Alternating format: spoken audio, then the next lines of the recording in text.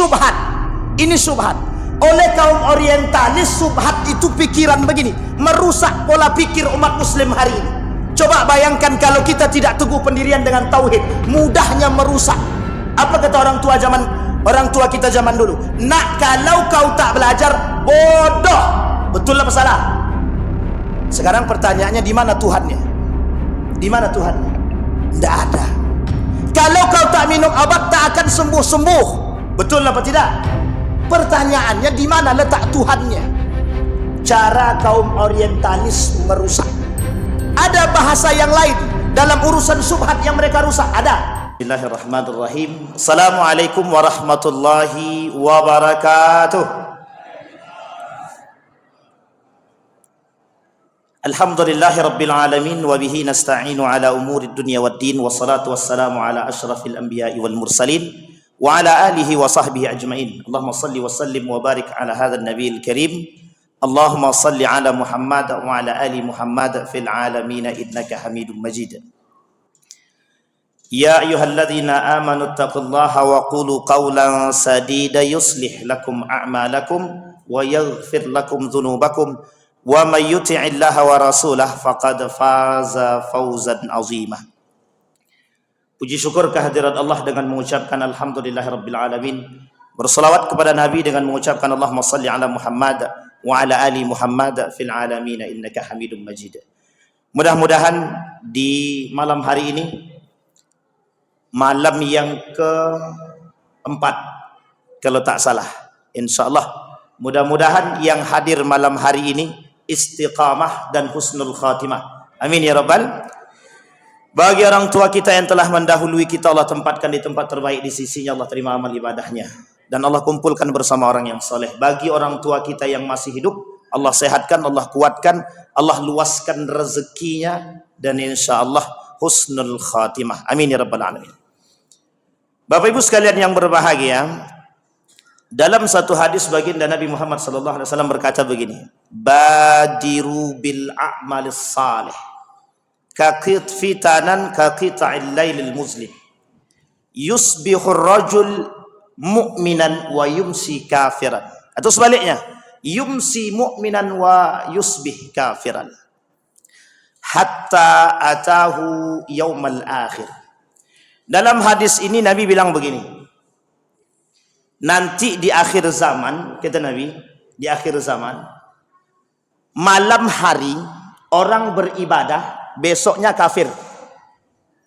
Kebalikan, besoknya orang beriman, malamnya kafir, kata Nabi. Ini akan terjadi di akhir zaman. Akan terjadi di akhir zaman. Kalau sekarang itu akhir zaman, berarti bentar lagi banyak kita lihat malamnya baik beriman dia, besoknya dia kafir. Kalimat ini dalam hadis ini itu butuh tafsir. Ulama hadis mentafsirkan, yang dimaksud adalah bercampurnya orang-orang yang beriman dengan orang yang pelaku kekufuran. Sehingga kalimat fitanun atau fitnah dalam hadis ini maknanya cuma dua. Satu maknanya syubhat, yang kedua maknanya syahwat. Apa Bapak Ibu artinya? Arti fitnah dalam hadis ini apa? Satu artinya syubhat, yang kedua artinya syahwat. Saya tak mau panjang lebar tentang hadis ini.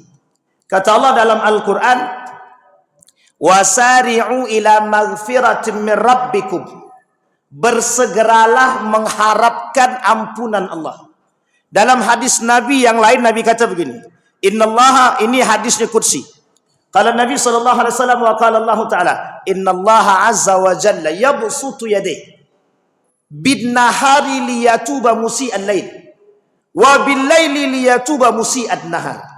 Kata Nabi dalam hadisnya, Allah berkata, Allah membuka tangannya bagi para hamba yang kalau mereka bertaubat di malam hari, Allah ampunkan dosa mereka yang di siang hari. Kalau mereka bertaubat di siang hari, Allah ampunkan dosa mereka yang di malam hari. Nah, dari dua ayat dan satu hadis ini, saya ingin ambil satu pernyataan dari Imam Al-Ghazali dalam kitabnya Asnaful Maghrurin. Manusia-manusia yang tertipu. Tertipunya manusia di muka bumi ini dengan dua hal. Satu, karena pengaruh syubhat. Yang kedua, pengaruh syahwat. Syahwat ini dipengaruhi oleh hawa nafsu. Innan nafsa la ammaratum bisu. Kenapa Nabi memerintahkan kita bersegera melakukan kebaikan? Karena dua hal. Satu, kalau tidak melakukan cepat-cepat kebaikan, dia terjerumus dalam urusan syubhat. Yang kedua, kalau tidak cepat-cepat melakukan kebaikan, dia terjerumus dalam perbuatan syahwat. Cuman dua itu iya. Karena manusia dalam diri cuman ada dua. Dua pilihan dalam diri manusia, tidak ada lebihnya. Satu, kalau tidak baik, pasti dia buruk. Kalau dia tak baik, pasti buruk. Sekarang, tadi disampaikan oleh adik kita tadi, tentang perkembangan teknologi. Bapak Ibu sekalian yang berbahagia, 80.000 pemain judi online itu rata-rata di bawah umur. Data tahun 2023. 80.000 pemain judi online di bawah umur. Pertanyaannya, yang di atas umur berapa persen? Itu pertanyaan kita. Yang kedua, Indonesia darurat. Setidaknya ada 4 perkara darurat. Satu, Riau terkhusus. Yang kedua, narkoba, Riau terkhusus. Yang ketiga, perzinahan, Riau bagian. Yang keempat, apa yang keempat? Tidak punya akhlak. Apa maksudnya tidak punya akhlak itu? Rendahnya tingkat etika anak-anak muda sekarang terhadap orang-orang dewasa, baik gurunya, baik orang tuanya atau siapapun. Artinya 4 darurat ini sedang mengintai. Mengintai siapa? Kita semua, baik anak muda maupun orang tua, melalui jalur teknologi. Jadi teknologi ini, Bapak Ibu boleh lakukan ujian, penelitian kepada anak-anak. Lebih banyak mana manfaatnya atau mudaratnya? Itu tergantung. Maka kata Nabi, kelak di akhir zaman syubhat itu lebih banyak. Jadi manusia yang hadir malam hari ini kita tidak tahu. Malam ini dia beriman, besok bisa jadi kufur. Kufur itu bukan berarti kafir. Kafir dalam bahasa Nabi, orang yang meninggalkan sholat kafir dia. Kafir di sini artinya kufur. Tahu Bapak Ibu kufur di situ? Arti kufur ini tidak ada gunanya dia beribadah apapun karena tidak ada nilai sama sekali. Contoh malam hari ini. Puasa Bapak Ibu, tarawih Bapak Ibu, salat Isya Bapak Ibu. Tapi besok pagi tidak salat, ketinggalan satu salat wajib atau ditinggalkan. Ada 3 pemahaman. Satu, meninggalkan dengan sengaja. Yang kedua, melalaikan. Yang ketiga, mengingkari. Saya kira kalau mengingkari tak banyak. Tapi yang paling banyak mesti melalaikan. Kata Ibnu Katsir, orang yang melalaikan sholat wajib, nerakanya sakar. Kata para ulama, orang yang sengaja meninggalkan sholat, nerakanya jahanam. Orang kafir dengan orang munafik sama-sama nerakanya jahanam. Jadi derajat kufurnya apa? Derajat kufurnya, siapapun yang beribadah, kalau dia dapat peringkat kufur, semua amal ibadahnya tidak ada berarti sama sekali bagi Allah. Zakat, puasa, sedekah tidak ada gunanya kalau dia tidak sholat. Kata Allah, habitat a'maluhum, habis. Nah, kelak di akhir zaman yang banyak itu. Yang banyak orang meninggalkan kewajiban. Orang melawan kewajiban. Orang mengingkar kewajiban. Itu yang pertama. Yang kedua, orang menolak sunnah. Orang mengingkari sunnah. Orang tak mau menjalankan sunnah. Itu yang kedua. Maka kata Nabi, badiru bil amal saleh. Cepat-cepat kalian buat perkara-perkara yang baik. Tujuannya cuma satu. Berpegang teguh dengan nilai-nilai agama. Syubhat itu urusan rusak fikiran. Syahwat itu urusan hawa nafsu. Rakus itu penyakit hawa nafsu. Syahwat itu penyakit hawa nafsu. Sementara syubhat itu penyakit pola pikir. Orang yang, mohon maaf, mereka bilang Al-Quran kata nikah beda agama haram. Ada orang kata nikah beda agama tidak haram. Ada orang kata persoalan menyembuhkan penyakit itu urusan Allah. Tapi datang manusia hari ini yang menyembuhkan orang sakit adalah obat. Sekarang saya tanya, mana yang betul? Yang menyembuhkan orang sakit ini Allah atau obat? Berarti tidak usah minum obat. Kan begitu? Yang mencerdaskan anak-anak kita nih Allah atau belajar? Belajar atau Allah? Yakin. Ini subhat. Ini subhat. Oleh kaum orientalis, subhat itu pikiran begini, merusak pola pikir umat muslim hari ini. Coba bayangkan kalau kita tidak teguh pendirian dengan tauhid, mudahnya merusak. Apa kata orang tua kita zaman dulu? Nak, kalau kau tak belajar, bodoh. Betul apa salah? Sekarang pertanyaannya, di mana Tuhannya? Di mana Tuhannya? Tidak ada. Kalau kau tak minum obat, tak akan sembuh-sembuh. Betul apa tidak? Pertanyaannya, di mana letak Tuhannya? Cara kaum orientalis merusak. Ada bahasa yang lain dalam urusan subhat yang mereka rusak. Ada. Mending mana? Mending perempuan itu sholat tapi tidak pakai jilbab, menjaga lisan, ketimbang yang sholat tidak menjaga lisan, nggak pakai jilbab. Mending mana? Oh, terlalu panjang Ustaz. Baik, kita simpulkan. Mending mana? Perempuan berjilbab tapi tidak sholat, atau sholat tapi dia tidak berjilbab? Mending mana Bapak Ibu? Mending mana? Ibu-ibu lah, ibu-ibu mending mana? Mending mana? Bapak-bapak pergi ke masjid tapi lisannya mencaci dan memaki, ketimbang bapak-bapak yang tidak ke masjid tapi lisannya terjaga. Mending mana? Apa-apa mending mana? Ini subhat. Ini subhat. Mending yang mana? Dan itu yang terjadi. Lebih baik dia berakhlak meskipun dia tak sholat, daripada dia sholat tapi akhlaknya tak ada. Mending mana? Mending mana Pak? Ini tak ada yang jawab. Berarti tak ada mendingan. Coba. Ini penyakit subhat. Jadi subhat itu yang paling zahir hari ini, merusak pola pikir, menjauhkan daripada nilai agama. Yang salah itu pertanyaannya. Yang harus ditanyakan, apakah kalian sudah sholat? Apakah sudah berakhlak? Pernyataan yang benar, sholat jalan, akhlak baik. Kalau dia sholat akhlaknya tak baik, berarti sholatnya belum benar. Kalau dia akhlaknya baik tapi dia tak sholat, makin tidak benar. Karena urusan nilai-nilai agama tidak ada kaitannya dengan urusan kebiasaan. Kalau tidak, tak ada kaitan Bapak Ibu. Maka kembali kepada persalahan tadi. Kata Nabi, badiru bil a'mal salih. Karena kelak di akhir zaman fitnah itu banyak. Sangat banyak sekali fitnah. Fitnah apapun. Bahkan dalam riwayat hadis Imam Abu Daud itu, Sunan Abu Daud membuat satu bab khusus namanya Babul Fitan, tentang hadis-hadis fitnah akhir zaman sebelum datangnya hari kiamat.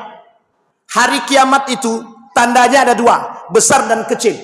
Yang besar itu cuma 10, yang kecil ini ratusan. Salah satu tandanya adalah merajalelanya kelak orang-orang yang terpengaruh dengan subhat. Subhat apa? Fikiran. Sekarang saya tanya Bapak Ibu, lebih mending mana? Perempuan bercadar atau perempuan tidak bercadar? Lebih mending mana? Ini yang disandingkan Pak dengan kita hari ini. Sehingga yang terjadi apa? Pola pikir kita yang dirusak. Yang terbaik adalah kalau dia bisa bercadar, itu lebih baik. Kalau dia tidak bisa bercadar, tidak ada masalah, yang penting dia menutup auratnya. Jangan seperti wanita berpakaian tapi telanjang. Apa jawaban perempuan hari ini? Kalau kita tegur, ibu-ibu, kenapa pakai celana lepis, setan, jin, antu blau dan segala macam? Jawabannya sederhana, yang penting kami menutup aurat. Nabi sudah katakan, kelak di akhir zaman ada wanita berpakaian tapi telanjang. Apa contohnya? Pakai celana jin yang ketatnya super ketat, sampai memanggil tuh paha dia sama betisnya, tolong kata dia. Tapi begitu keadaan, iya. Bahkan hari ini itu perempuan lebih pede pakai celana legging aja, tapi di atasnya berkerudung. Uniknya, berkerudung lengan pendek, berkerudung tapi pakai celana pendek. Coba bayang, itu syubhat yang terjadi hari ini. Maka kata Nabi, kembali kepada poin tadi, badiru bil a'mal saleh. Cepat, segeralah kalian. Kenapa begitu? Kalau tidak bersegera dengan amal soleh, maka cuma ada dua kemungkinan. Anda mampu bertahan, kalau tidak Anda yang akan ikutan mereka. Apa kata Allah di dalam Al-Quran? Kata Allah di dalam Al-Quran, فَلَا تَقْعُدُوا مَعَهُمْ حَتَّى يَخُوضُوا فِي حَدِيثٍ غَيْرٍ إِذًا أَنْتُمْ مِثْلُهُمْ. Kalau kalian tidak bersegera dalam melakukan kebaikan, dan kalian tetap bersama dengan para pelaku-pelaku kemungkaran dan pelaku syubhat dan syahwat, kata Allah, lambat laun kalian akan seperti mereka. Kita ambil contoh. Ada satu orang yang tidak melakukan korupsi dalam satu komunitas para koruptor. Kira-kira Pak, kira-kira berapa lama dia akan bertahan? Berapa lama? Cuman ada dua kemungkinan. Kalau dia bertahan, maka dia akan jadi koruptor. Tapi kalau dia tidak bertahan atau keluar, maka dia akan selamat. Pilihannya memang berat semua. Tapi kalau tidak kita memilih, maka kita tak ada pilihan lain. Mesti kita akan ikut-ikutan. Kedua, kalau kita tidak ikut-ikutan, kita yang dijebak. Itu kejadian hari ini Pak. Begitu, iya. Karena syubhat dan syahwat jadi satu. Jadi satu. Nah Bapak Ibu sekalian yang berbahagia, poin ini disampaikan oleh Nabi dalam sekian banyak hadis. Kata Nabi, kelak di akhir zaman akan muncul sanawatun khadda'at. Kata Nabi, masa-masa tipu daya. Yang haram jelas haram itu, kelak yang haram dihalalkan, yang halal diharamkan, yang salah dibenarkan, yang benar disalahkan. Inilah yang disebut oleh Nabi fitnah. Inilah yang disebut oleh para ulama fitnah. Maka kata Nabi, bersegeralah. Kenapa begitu? Kelak akan muncul orang di malam hari, dia beribadah kepada Allah, besok tangannya jadi kufur. Ada orang di pagi hari dia beribadah kepada Allah, jadi orang yang beriman, malamnya dia jadi kufur. Itu kita temukan Bapak Ibu. Kita temukan. Di siang hari rajinnya bukan main beribadah, malam harinya jadi wanita malam. Malam harinya jadi wanita malam. Ada orang di malam hari rajin tahajud, ternyata besok paginya dia lakukan suap. Ada begitu. Hati-hati Bapak Ibu. Apalagi. Tapi kan Ustaz, di bulan Ramadan ini tak ada setannya. Setan itu memang terbelenggu. Yang ada setan manusia. Tahu Bapak Ibu setan manusia? Setan itu cuma ada dua dalam Al-Quran. Satu dari bangsa setan itu sendiri, yang kedua dari manusia itu sendiri. Jadi setan itu ada dua. Satu setan dari bangsa jin, yang kedua setan dari diri manusia itu sendiri. Siapa mereka? Yang mempertuhankan hawa nafsu yang tadi kita sampaikan. Apa itu? Yang disebut dengan syahwat dan syubhat.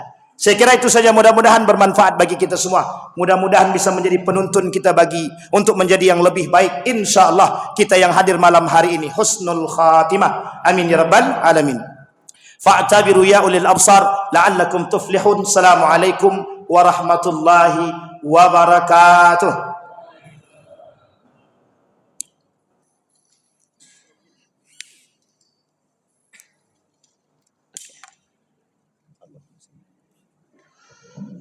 Terima kasih kepada Ustaz. Semoga apa yang disampaikannya dapat bermanfaat bagi kita semua.